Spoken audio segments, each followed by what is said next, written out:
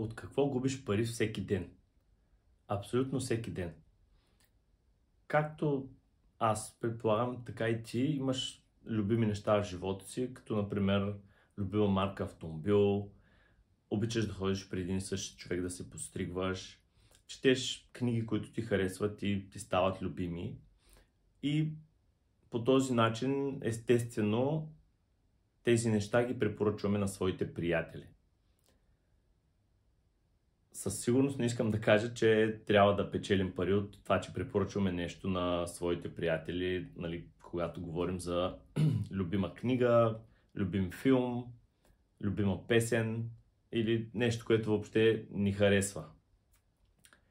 Можем обаче да помислим да се включим в компания, която работи на принципа на мрежовия маркетинг.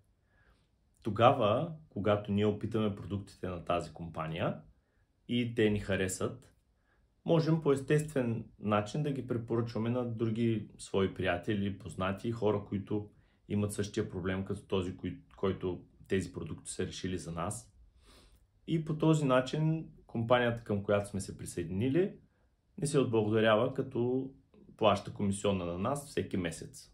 Просто за това, че сме препоръчали нещо, което ни е харесало. Много е интересно. Хората го правим естествено, тези препоръки, когато става въпрос за любима книга, когато става въпрос за любим филм, но се притесняваме да препоръчваме продукти, които са ни харесали, защото фирмата след това ще ни се отблагодари чрез комисионна. Това е така едно нещо, което, нали, всеки усеща, когато се опита да препоръча нещо. Но пък, когато знаем, че ще сме полезни на човека от среща и че ще му донесем стойност, то си се случва естествено. По този начин започнахме и в моето семейство. Присъединихме се към компания, която предлага хранителни добавки. Добавките ги използвахме първоначално за децата си, после и ние самите започнахме да ги използваме.